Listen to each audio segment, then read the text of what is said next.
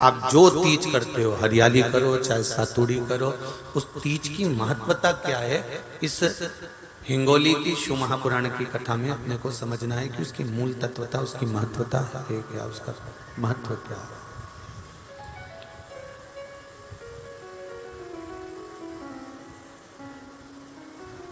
भगवान ब्रह्मा, भगवान विष्णु और भगवान शिव,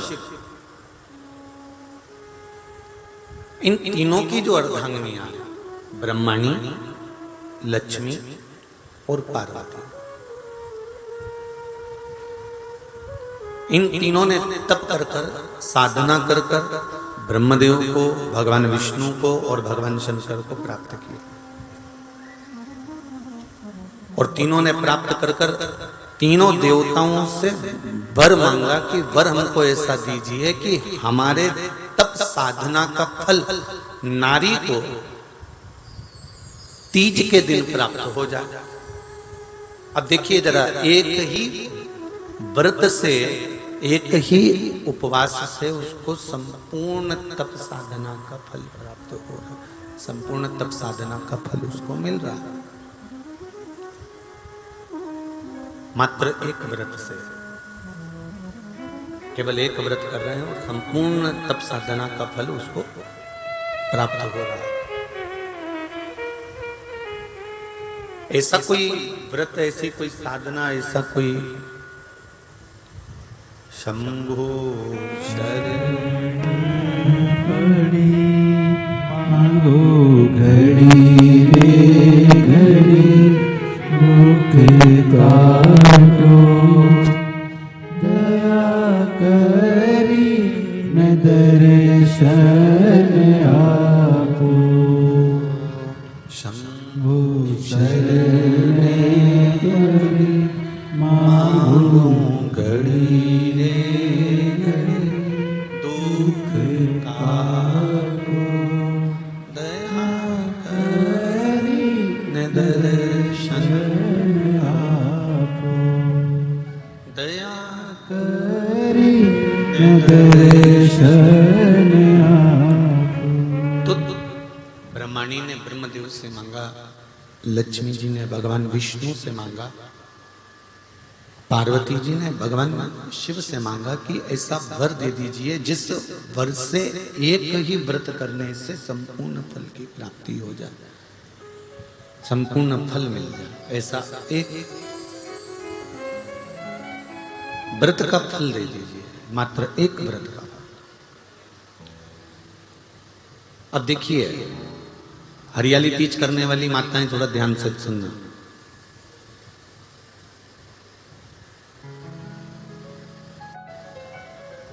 हरियाली तीज जब माताएं करती हैं तो एक हरियाली तीज, एक गणगौर की तीज, ये दो तीज के व्रत ऐसे होते हैं जिसमें जब माताएं करती हैं तो उस समय पर उमा, ब्रह्मणी और लक्ष्मी, इन तीनों की आराधना का फल उसको केवल एक व्रत से प्राप्त हो जाता। अब देखिए दूसरा सातुड़ी तीज,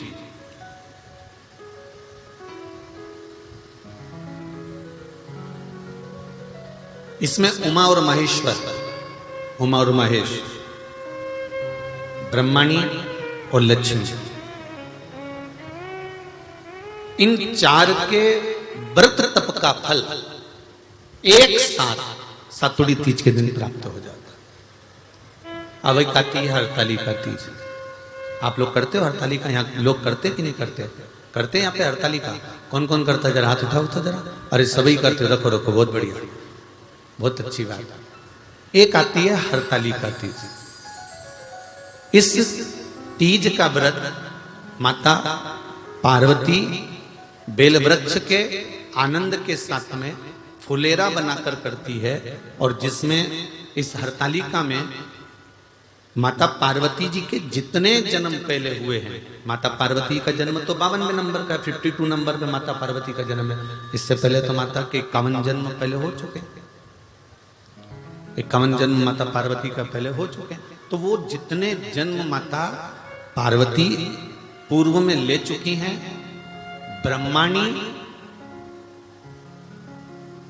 जितनी बार ब्रह्मदेव के साथ में विराजमान हो चुकी हैं, इंद्राणी जितनी बार इंद्र के साथ विराजमान हो चुकी हैं, और लक्ष्मी चाहे वो राधा के रूप में हो, चाहे वो रुक्मणी के रूप में हो, चाहे वो सतभामा के रूप में हो, चाहे वो यमुना के रूप में हो, चाहे वो गंगा के रूप में हो, जितनी बार माता लक्ष्मी ने रूप धारण करे हैं वो सब रूप में, और माता पार्वती अपने सारे रूप में, ब्रह्माणी अपने सारे रूप में, लक्ष्मी अपने सारे रूप में इस हड़तालिका तीज के व्रत को करने के लिए आतुर रहती हैं। और इस व्रत को कल कर कर एक दिन में ही संपूर्ण विश्व का जितना तप है, साधना है, उपवास है, सबका फल एक साथ एकत्रित कर लेती हैं केवल एक व्रत में, हड़तालिका तीज।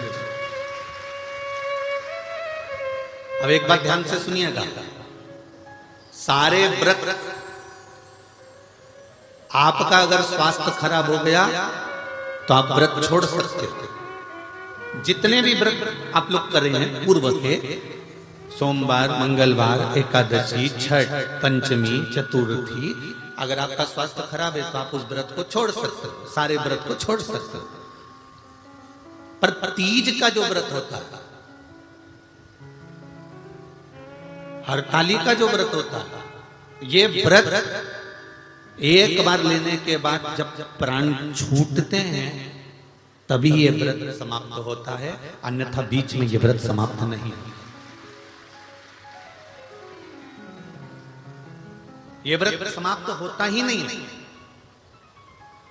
अगर शरीर से नहीं बनता कि अब हमारी अवस्था हो गई, अब शरीर से नहीं बन रहा है, तो भले एक पहर की पूजन कर कर, एक पहर का नियम धारण कर कर, एक पहर का स्मरण कर कर, एक पहर का पूजन व्रत धारण करो, और उसके बाद में भले आप थोड़ा सा जो भी आपको लेना है वो कर लो, पर इस व्रत को करना ही पड़ता है। इस व्रत का नियम ही यही है। आप में से कई माताएं ऐसी बैठी हैं, कई भाई ऐसे बैठे हैं, कई बच्चे, कई बेटियां ऐसी बैठी हैं, जरा कथा को सुन रहे होंगे तो उनके स्मरण में आएगा ये बात। जितने लोग आस्था चैनल पर सुन रहे हैं वो भी ध्यान लगाकर सुनना, और जितने लोग फेसबुक यूट्यूब पर सुन रहे हैं वो भी ध्यान लगाकर सुनना। कई लोग ऐसे हैं जिनके अंदर नेगेटिवता आती है। नेगेटिवता मतलब घर में बैठी बैठी सोचती थी कहीं मेरे बेटे के साथ कोई एक्सीडेंट तो नहीं हो जाएगा, कहीं मेरे पति को कुछ हो तो नहीं जाएगा। घर से निकल रही है पति के साथ, और निकलते समय तैयार होते होते मन में भाव उत्पन्न हो गया, कहीं हम जा रहे हैं और कहीं एक्सीडेंट हो गया तो, मेरा देवर गया उसके साथ ऐसा हो गया तो, मेरी देवरानी गई है उसके साथ ऐसा हो गया तो, ट्रेन से जा रही है तो ट्रेन में कुछ हो गया तो, गाड़ी से जा रही है तो गाड़ी में कुछ हो गया तो, मोटरसाइकिल से गया तो मोटरसाइकिल में कुछ हो गया तो, रात्रि को सो रही है तो भी उसके अंदर नेगेटिविटी है। और ऐसे कई लोग हैं, भले नादगांव में भले ना होंगे, हम नहीं जानते, पर ऐसे कई लोग हैं। कई लड़के हैं, कई लड़कियां हैं, कई बेटे हैं, कई बेटियां हैं, कई बहुएं हैं, कई सास हैं, कई ससुर हैं, कई माता है, कई पिता, कई पुरुषों के मन में आ जाता है मैं फसल बो रहा हूं और मुझे ऐसा लग रहा है कि बिल्कुल नहीं होगी, अब की बार तो पीक आएगी नहीं, अब की बार तो ऐसा होगा। नेगेटिव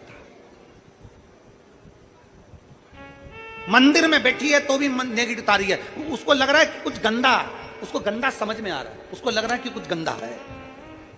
पूजन करने बैठी है, देवी जी की आराधना कर रही है, भगवान की भक्ति कर रही है, और उसके चित्त वृत्ति में कुछ गंदा आ रहा है, कुछ गंदे विचार आ रहे हैं, गंदी सोच आ रही है।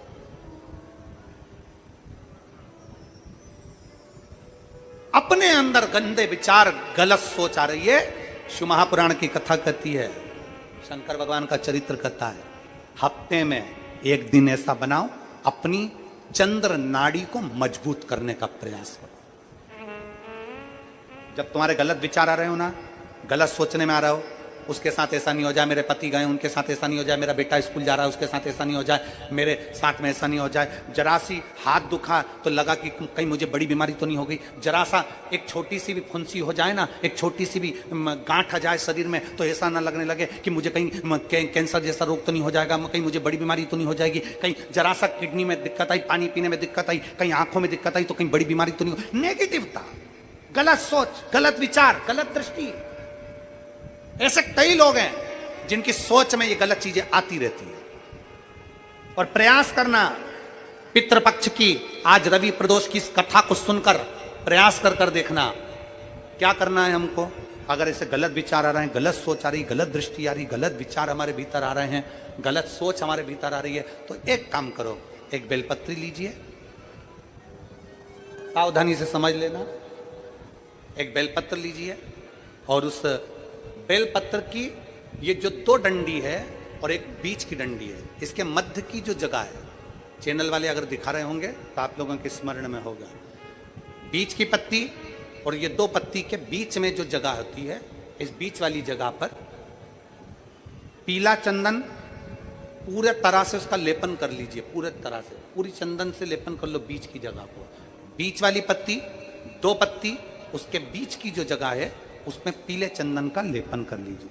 हफ्ते में एक बार आप करोगे, आपको दूसरे हफ्ते में मालूम पड़ जाएगा कि आपके अंदर की गलत सोच समाप्त हुई कि नहीं, गलत विचार समाप्त हुआ कि नहीं हुआ। चंदन का लेपन करिए। उस चंदन के लेपन को कर कर किसी भी शिवालय में, अगर शंकर के मंदिर नहीं जा सकते हो तो अपने घर में जो शिवलिंग हो वहां उस शिवलिंग पर आप उसको समर्पित कर दो। तुम्हारी मर्जी पड़े जैसी चढ़ा दो, बस शंकर के शिवलिंग पर चढ़ा दो। कुछ देर मंदिर में हो तो नंदी के पीछे, अगर मंदिर में हो तो नंदी के पीछे, और घर में हो तो किसी भी स्थान पर सुख आसन लगाकर, सुख आसन मतलब जैसे हम बैठे हैं पालकी लगाकर, दोनों सुखासन मतलब आराम से बैठकर सुखासन लगाकर, और अपनी सीधी साइड की नासिका को बंद करना है और उल्टी नासिका से श्वास लेना है। 1 से 1.5 मिनट तक श्वास लेना प्रारंभ करो। अपने शरीर में एक चंद्र नाड़ी होती है।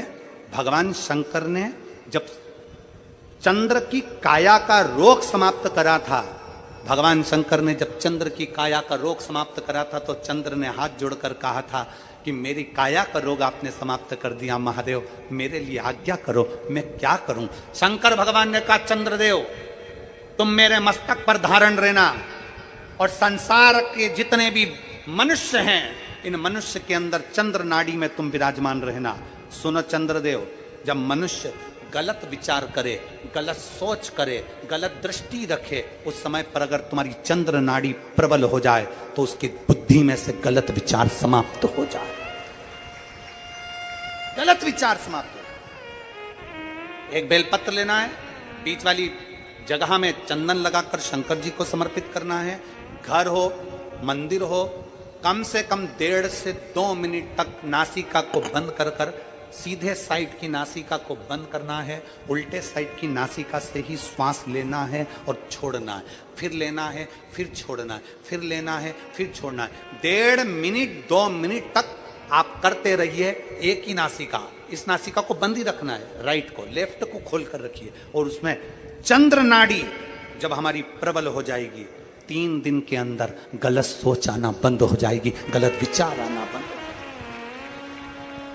गंदा दिख रहा है, गंदा सोच रहे हैं, बेटा कॉलेज गया तो मन में आ गया, विचार में आ गया मेरे बेटे के साथ कुछ ना हो जाए, बेटी कहीं गई है तो गलत विचार आ गया, पति कहीं गया तो गलत विचार आ गया, अपन कहीं जा रहे हैं तो गलत विचार आ गया, हाथ दुख रहा है तो ऐसा लगने लगा कि शरीर में कोई बीमारी आ गई, जैसे ही शरीर में मुख में स्वाद नहीं आ रहा तो ऐसा लगा कि मेरे को बड़ी बीमारी हो गई, थोड़ी सी गठान हो गई तो मन में आया कहीं कैंसर जैसा रोग ना हो गया। गलत विचार, गलत सोच, गलत दृष्टि। आज के जमाने में हर व्यक्ति गलत सोच को अपनी बुद्धि में भर रहा है। उसका कारण है उसकी चंद्र नाड़ी प्रबल नहीं हो पा रही है। चंद्र नाड़ी को सक्रिय करने का प्रयास करिए। जब सक्रिय कैसे करेंगे? हमारी सीधी नासिका को हम बंद करेंगे, उल्टी नासिका से ही श्वास लेंगे। 1 से 1.5 मिनट 2 मिनट तक आप प्रतिदिन करना प्रारंभ करिए। 5 दिन 4 दिन 3 दिन के अंदर गलत सोच आना बंद हो जाएगी और आप अपने वापिस स्वस्थ हो जाओ। चंद्र नाड़ी को प्रबल करिए। और दुनिया के लोग बात करते हैं कि ये पानी मत चढ़ाओ, वो पानी मत चढ़ाओ, ये मत करो। शिव जी को ये कई लोग कह देते हैं ये बेलपत्र तुम्हारी पूरी टूट गई है, ये बेलपत्र खंडित हो गई है, ये खंडित बेलपत्र है, शिव जी को मत चढ़ाओ, इसकी एक पत्ती नहीं है, शिव जी को मत चढ़ाओ, ये बेलपत्र का आधा टुकड़ा है, शिव जी को मत चढ़ाओ, ये बेलपत्र का इतना सा टुकड़ा है, शिव जी को मत चढ़ाओ। शिव महापुराण की कथा जिसने पढ़ी नहीं है वो व्यर्थ की बात करते हैं। और जिन्होंने शंकर जी को जान लिया, शिव महापुराण में यहां तक लिखा है कि अगर बेलपत्र के 1,00,000 टुकड़े हो जाएं और बेलपत्र सूख भी जाए, सूख कर भी उसका चूरा बन जाए और चूरे का भी एक तिनका मात्र भी शंकर को चढ़ जाए तो सहस्त्र बेलपत्र के फल के बराबर फल प्राप्त हो जाता है। जो समझे ही नहीं उनको क्या समझा? जो आज भी दिमाग में लेकर बैठे खंडित है, खंडित है, खंडित है।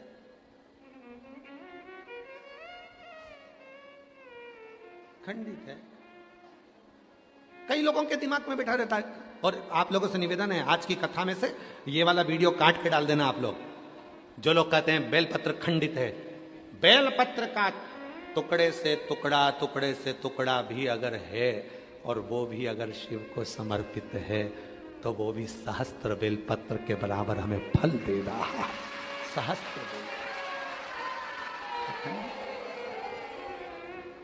दुनिया में केवल एक ही तो है, पूरी दुनिया में केवल एक ही है, मेरा देव अधिदेव महादेव। भगवान विष्णु जी की मूर्ति खंडित होती है तो मूर्ति को बदलना पड़ता है। राम जी की मूर्ति खंडित होती है तो मूर्ति को बदलना पड़ता है। देवी जी की मूर्ति खंडित होती है तो मूर्ति को बदलना पड़ता है। दत्त भगवान की मूर्ति खंडित होती है तो मूर्ति को बदलना पड़ता है। 33 कोटि देवताओं की मूर्ति खंडित होती है तो मूर्ति को बदलना पड़ता है। और महादेव का शिवलिंग यदि खंडित भी हो जाता है तो वह अखंडेश्वर महादेव कहलाता है। शिव जी का शिवलिंग भी अगर खंडित हो जाए तो वो खंडित नहीं माना जाता। 1000 टुकड़े हो जाएं तो खंडित नहीं माना जाता। उसके टुकड़े टुकड़े हो जाएं तो भी खंडित नहीं माना जाता। वो अखंडेश्वर हो जाता है, सहस्त्रेश्वर हो जाता है, लक्षेश्वर हो जाता है। वो साधारण नहीं रहता है।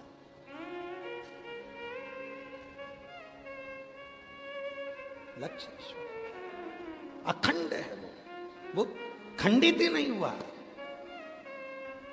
सारी दुनिया में सबसे ज्यादा आक्रमण अगर द्रोहियों ने करे हैं तो काशी पर करे हैं।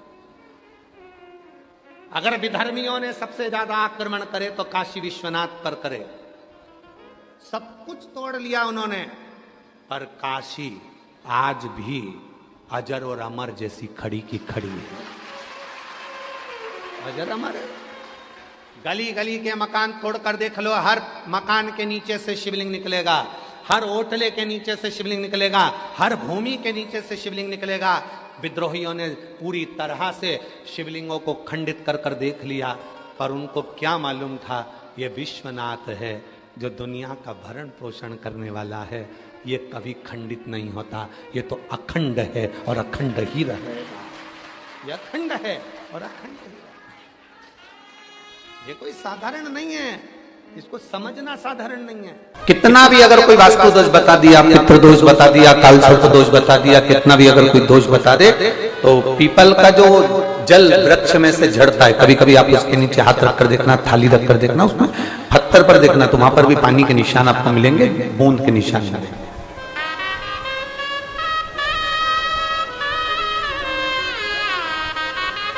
मात्र उस पीपल के वृक्ष के जल की एक बिंदी, एकमात्र बिंदी, शंकर भगवान का जो शिवलिंग है जलाधारी है, चरण है, गणेश कार्तिक का स्थान है, अशोक सुंदरी का स्थान है, और प्रत्येक जलाधारी में से पानी बीच में से आकर नीचे की ओर गिरता है, नीचे की ओर गिरता है।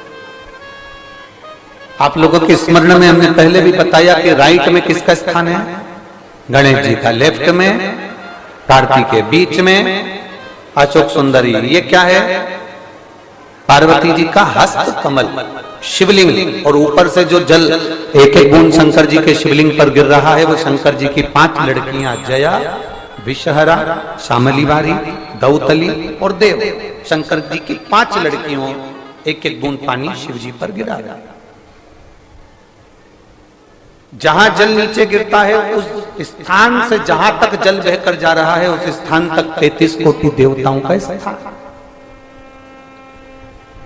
33 कोटि देवताओं का स्थान। अब जहां पानी आया, जहां नीचे गिरा, उसके बीच में जो स्थान होता है, आप लोगों ने देखा है कि नहीं देखा? जिनने देखा है जरा हाथ उठाओ।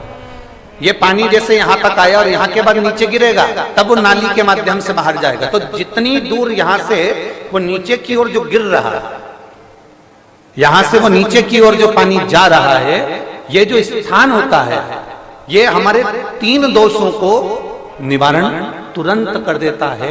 एक हमारा पितृदोष, एक हमारा कालसर्प दोष और एक हमारा वास्तु दोष का निवारण ये तुरंत करता है। और ये तो हमने केवल आपको शिव महापुराण के माध्यम से बताया कि ये 3 दोष का निवारण कर देता है, पर यदि कभी आप ध्यान से लिंग पुराण को पढ़ेंगे, आप यदि लिंग पुराण को पढ़ेंगे और गीता प्रेस गोरखपुर की लिंग पुराण को लाकर यदि आप पढ़ते हैं, या गीता प्रेस गोरखपुर की शिव अंक को भी आप अगर पढ़ेंगे, उसका नंबर हमारे स्मरण में नहीं आ रहा है, शिव अंकों को भी अगर आप पढ़ेंगे तो उसमें भी आपको वर्णन मिलेगा कि हम तो केवल 3 दोष का बता रहे हैं, पर हमारे शास्त्र तो यहाँ पर और भी दोषों का वर्णन कर रहे हैं। जैसे किसी ने बता दिया आपको शनि का दोष है, किसी ने बता दिया मंगल का दोष है, किसी ने बता दिया आपको केतु का दोष है, किसी ने बता दिया आपको राहु का दोष है, किसी ने आपको कह दिया कि बृहस्पति का दोष है, किसी ने कह दिया आपको ये वाला दोष है। दुनिया के जितने दोष, पीपल के वृक्ष के झड़ता हुआ जल की एक बूंद का स्पर्श, भले वो सूख गई हो, उसका एक स्पर्श मात्र जहां पानी नीचे की ओर गिर रहा है, उतनी परिधि, उतनी जगह के बीच में जहां से पानी गिरता है, बस उस स्थान पर अगर वो उंगली अपना नाम और गोत्र का स्मरण कर कर भी लगा दी जाए और एक लोटा जल चढ़ा दिया जाए, तो ये जितने दुनिया के दोष हैं वो अपने आप समाप्त हो ही जाते हैं। शंकर की भक्ति का मूल बोल बम का नारा है। और अच्छे से समझ लो, जरा ध्यान में आ जाए आप लोगों के, नहीं तो गलत कर बैठो तो बहुत स्मरण रखिएगा। शिवलिंग जलाधारी में से पानी बहता है, नीचे की ओर जाता है। जितना मोटा शिवलिंग की ये जलाधारी होती है, उसमें से पानी जहां नीचे गिरता है, जितनी भी मोटी हो, उसमें कहीं पर भी आप बिंदी लगा सकते, कहीं पर उस स्थान पर आप कहीं पर भी उस बिंदी को लगा सकते। कोई कह दे तुमको कि तुम्हारा मंगल गड़बड़ है, कोई कह दे तुमको तुम्हारा राहु गड़बड़ है, कोई कह दे तुमको तुम्हारा केतु गड़बड़ है, कोई तुमसे कह दे तुम्हारा बृहस्पति गड़बड़ है, तो समझ लेना कि हमारे ग्रह की दशा को सुधारने के लिए ये जो स्थान है, बस उस स्थान पर एक बिंदु एक। अब आज के जमाने में आपने देखा होगा, जब से आप शंकर जी को जल चढ़ाना प्रारंभ करें, जब से आपने शिव महापुराण की कथा सुनना प्रारंभ करी, तब से आपने सुना होगा कि कोई भी अब ज्यादा आप